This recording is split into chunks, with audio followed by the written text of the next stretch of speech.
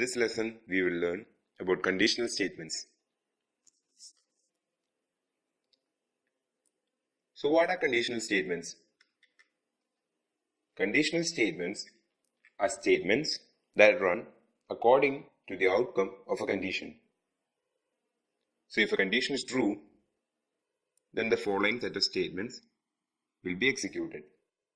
Okay, so there are three main types of conditional statements in Python. They are the if statement, the elif statement, and the else statement. These are the most commonly used conditional statements in Python. So in this lecture, we will be learning about the if statement. Now the basic logic behind if statement is that there will be a condition, and if the value of that condition is true, then the following set of statements will be executed. Now here is a flowchart which shows an example. If the value of x is greater than 5, then we will print the value of x. So this is the logic behind the if condition.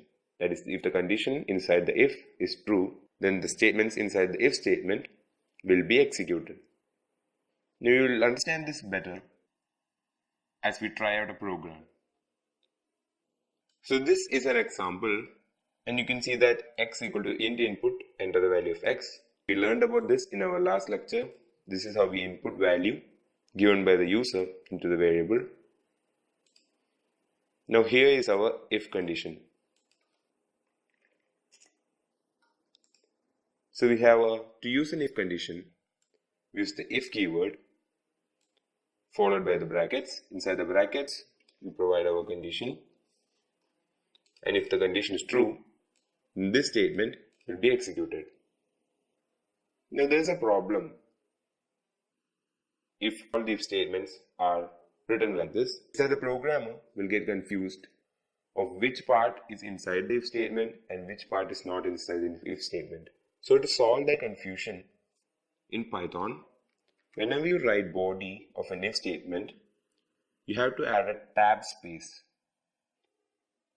To add a tab space, you just have to press on the tab button on your keyboard. You can do this, or else you can press the space bar 3 times. Now what this does is that now we can easily identify which part of the code is inside the if statement and which part is outside the if statement. This is called indentation.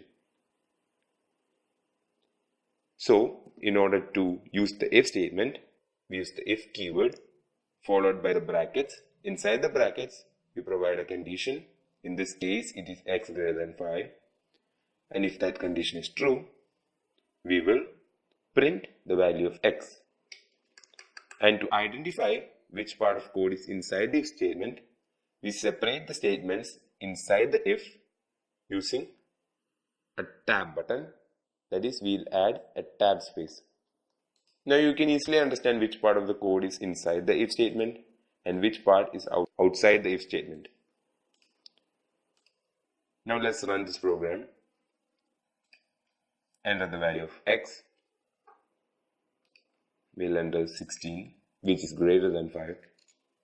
And we can see that 16 is printed in the output screen.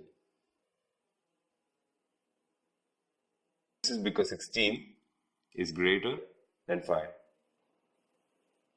So I think if statement is clear to you. So I'll repeat the syntax of the if statement once again. To use the if statement, we use the if keyword, open 2 brackets. Inside the bracket, we provide our condition. Use a full colon. You need to remember this part. The full colon has to be used, not a semicolon, but the full colon. Then, after inserting a tab space, we write our code inside the if statement. In this case, that is print x. Okay, so that is all about if statements. In our next lecture, we will learn about elif statements. I'll see you there. Thank you for watching.